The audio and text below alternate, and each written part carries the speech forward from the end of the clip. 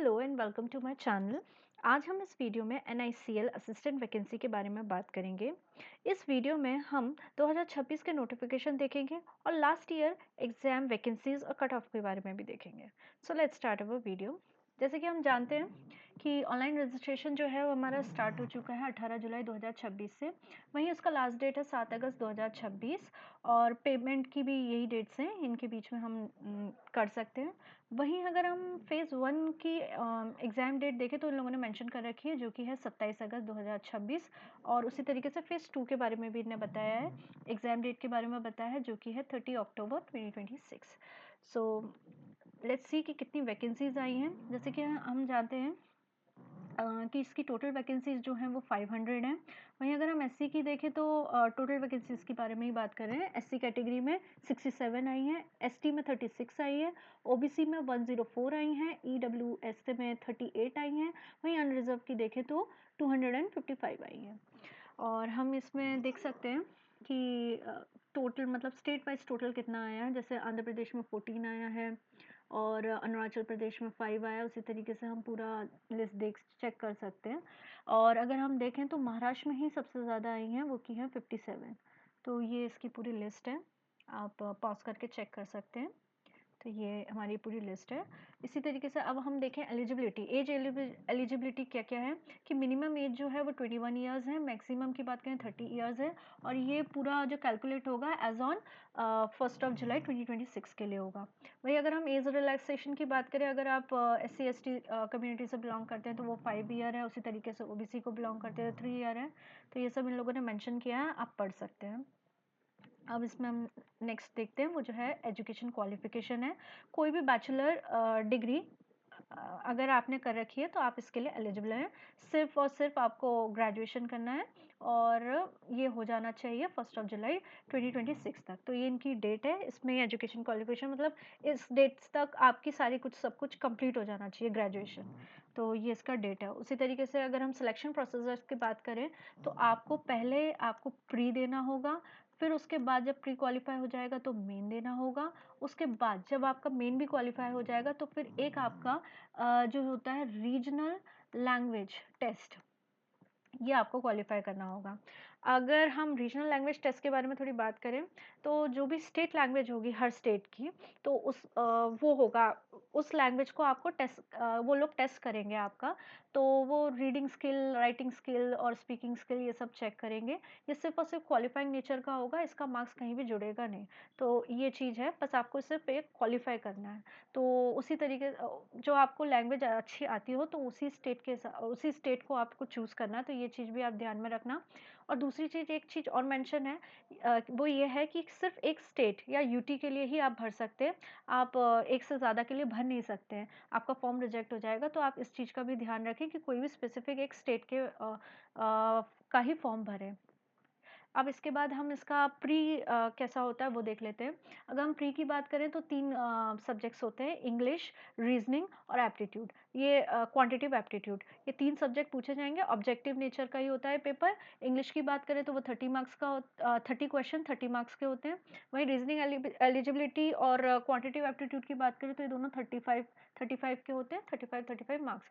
मतलब total question जो आएंगे वो आपके 100 होंगे और अगर टोटल मार्क्स की बात करें तो वो भी आपके 100 होंगे। वहीं अगर हम टाइम ड्यूरेशन देखें तो हर सेक्शन के लिए भी टाइम ड्यूरेशन है, 20-20 मिनट्स का दिया है। तो 20-20 मिनट्स मिलेंगे आपको सेपरेट टाइम। और वहीं अगर हम टोटल की बात करें तो वो टोटल 60 मिनट्स होंगे। इंग्लिश लैंग्वेज को छोड़ दें तो दोनों पेपर हिंदी इंग्लिश दोनों में ही होंगे। और अगर हम इसके नेगेटिव मार्किंग की बात करें तो वो 1/4 होगी, मतलब 1/4 मार्क्स काटा जाएगा अगर आपका कोई भी क्वेश्चन गलत होता है। तो ये तो हो गया प्री की बात। अब हम इसके मेंस में आ जाते हैं कि मेंस में क्या-क्या पूछे जाएँगे। 5 सेक्शन पूछे जाते हैं, रीज़निंग पूछी जाती है, इंग्लिश पूछी जाती है, न्यूमेरिकल एबिलिटी ली जाती है, जनरल अवेयरनेस पूछा जाता है और टेस्ट ऑफ कंप्यूटर नॉलेज होती है। ये ऑब्जेक्टिव नेचर का ही होता है, 40-40 क्वेश्चन ही पूछे जाते हैं पर उसमें और 40-40 मार्क्स के ही होते हैं। और ये टोटल पूछे तो 200 क्वेश्चन 200 मार्क्स के होते हैं। वहीं अगर हम सेक्शन टाइमिंग देखें तो वो रीज़निंग में जो होगी वो 30 मिनट्स की होगी, इंग्लिश लैंग्वेज में 30 मिनट्स की है अगर न्यूमेरिकल एबिलिटी की बात करें तो वो 30 मिनट्स है। वहीं अगर हम जनरल अवेयरनेस और कंप्यूटर नॉलेज की देखें तो 15-15 मिनट्स मिलेंगे। तो टोटल मिनट जो होगा वो 120 मिनट होगा। वहीं अगर हम मीडियम ऑफ लैंग्वेज की बात करें तो इंग्लिश लैंग्वेज को छोड़ के सारा का सारा इंग्लिश हिंदी दोनों लैंग्वेज में होगा। तो ये तो हो गया हमारा मेंस की बात। अब हम आ जाते हैं इसके एप्लीकेशन फ़ी के बारे में। तो अगर आप इस कैटेगरी को बिलॉन्ग करते हैं तो आपको कोई भी फ़ीस देने की ज़रूरत नहीं है। वहीं अगर आप इस कैटेगरी को नहीं बिलॉन्ग करते हैं तो आपको जो देना होगा उसका पेमेंट है 850 रुपीज़। तो ये आपको फॉर्म फिलिंग चार्ज लगेगा। वहीं अगर हम इसकी सैलरी देखें तो सैलरी जो है इसका बेसिक पे जो है वो 36,290 है। वहीं इसके बता रखे हैं कि कैसे-कैसे टाइम के साथ आपका इंक्रीमेंट बढ़ता जाएगा, तो ये सब उन्होंने बता रखा है। अब जो हमने सैलरी देख ली, ये सब देख लिया है। अब हम इसके लास्ट ईयर के बारे में बात करते हैं कि लास्ट ईयर कब ये वैकेंसी आई थी, कितनी आई थी, ये सब हम डिस्कस करेंगे। अगर हम लास्ट ईयर की बात करें तो ये एग्ज़ाम जो हुआ था ये 2024 में हुआ था और ये सारी वैकेंसीज़ आई थी। वहीं अगर हम टोटल वैकेंसीज़ की बात करें तो टोटल तो 500 ही थी। वहीं अगर हम एससी की देखें तो वो 43 थी, एसटी की देखें तो 33 थी, ओबीसी की देखें तो 113 थी। वहीं ईडब्ल्यूएस की देखें तो 41 थी और अनरिजर्व की देखें तो 270 थी। तो ये तो इनका टोटल वो था और स्टेट वाइज भी इन लोगों ने दे रखा है, तो आप पढ़ सकते हैं। तो ये सब तो वैकेंसीज़ के बारे में हो गया। वहीं अगर हम कट ऑफ देखें तो कट ऑफ ये जो है ये 100 मार्क्स का है, क्योंकि ये का कट ऑफ है।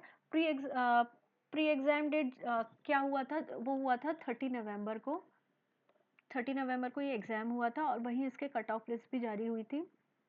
ये सारी इसकी कट ऑफ है। आंध्र प्रदेश की आप देख सकते हैं 82 है, अनरिजर्व के लिए बताया जा रहा है। अरुणाचल प्रदेश के लिए देख सकते हैं कि 82.50 है। तो ये सारी इन लोगों ने कट ऑफ मेंशन कर रखी है। आंध्र प्रदेश और ये सब आप पढ़ सकते हैं अपनी स्क्रीन को पॉज करके। वहीं एक चीज़ और है कि सेक्शनल कट ऑफ भी है इसमें। तो आपको जैसे कि ये देख सकते हैं इंग्लिश लैंग्वेज, ये रीजनिंग एबिलिटी है, ये क्वांटिटेटिव एबिलिटी है। वहीं आप एससी, एसटी, पीडब्ल्यूबीडी और ये सारे कैटेगरी को अगर बिलोंग करते हैं तो आपको minimum marks sectional cut off भी है, तो मिनिमम ये मार्क्स भी गेन करने होंगे। जैसे कि इंग्लिश लैंग्वेज के लिए अगर आप इस कैटेगरी को बिलोंग करते हैं तो ये 11 मार्क्स हैं। अगर आप रीजनिंग एबिलिटी की बात करें तो 7.25 है। वहीं अगर आप क्वांटिटेटिव एप्टीट्यूड की बात करें तो 7.50 है। उसी तरीके से अगर आप ईडब्ल्यूएस या अनरिजर्व कैटेगरी को बिलोंग करते हैं तो अगर आप इंग्लिश लैंग्वेज की बात करें तो 14.25 है उसका कट ऑफ। वहीं रीजनिंग एबिलिटी की बात करें तो 12.25 है। वहीं क्वेश्चन क्वांटिटेटिव एबिलिटी की बात करें तो 11.50 है। तो ये आपको मिनिमम मार्क्स भी गेन करने होंगे, मतलब सेक्शनल कट ऑफ है प्री में, जो आपको निकालना होगा, उसी के बाद माना जाएगा आपको प्री में। जब आप प्री कंप्लीट कर लोगे तो आपको मेंस एग्जाम के लिए बुलाया जाएगा। जब प्री क्वालिफाई हो जाओगे तो मेंस का एग्ज़ाम होगा। लास्ट टाइम जब ये एग्ज़ाम हुआ था वो था 28 दिसंबर 2024 और ये सारी लिस्ट दे रखी है इन लोगों ने कि कौन सा मतलब कौन से स्टेट के लिए क्या कट ऑफ रहा था। तो ये देख सकते हैं अंडमान निकोबार के लिए 116.25, ये अनरिजर्व के लिए बता रही हूँ मैं। आंध्र प्रदेश के लिए 113.75। तो ये सारी लिस्ट है, आप पढ़ सकते हैं इसको। और अगर हम इसकी बात करें तो इसमें भी आपको मिनिमम मार्क्स लाने होते हैं। तो ये मिनिमम टेबल है, मतलब ये टेबल है जिसमें आपको मिनिमम कितने मार्क्स लाने हैं ये बताया है। अगर आप एससी, एसटी, ओबीसी, पीडब्ल्यूबीडी इस कैटेगरी को बिलोंग करते हैं तो 200 में से आपको 90 मार्क्स गेन करना ज़रूरी है। उसी तरीके से ईडब्ल्यूएस या अनरिजर्व की बात करें तो 110 मार्क्स गेन करना ज़रूरी है। इस कैटेगरी से बिलोंग करते हैं तो आपको 100 मार्क्स लाना ज़रूरी है। तो ये कंपलसरी मार्क्स है। अगर आप इसको नहीं क्वालिफाई करते हो तो फिर आपका नाम आएगा ही नहीं। तो ये कट ऑफ है जो आपको लाना ही होगा। तो यही सब है इस एग्ज़ाम के बारे में। अगर आपको मेरा वीडियो अच्छा लगा हो तो आप इसको लाइक शेयर कर सकते हैं। अगर आप ऐसी ही नोटिफिकेशन की वीडियो और जानना चाहते हैं तो आप मेरे चैनल को सब्सक्राइब भी कर सकते हैं। मेरे चैनल का नाम है जॉब प्रो। और अगर आप मेरा टेलीग्राम चैनल को ज्वाइन करना चाहते हैं तो ये मेरा टेलीग्राम चैनल है, इसको आप स्कैन करके ज्वाइन कर सकते हैं। और मेरे टेलीग्राम चैनल की यही लिंक है, अगर आप इसको टाइप करके भी ज्वाइन कर सकते हैं। सो यही सब है। Thank you for watching my channel.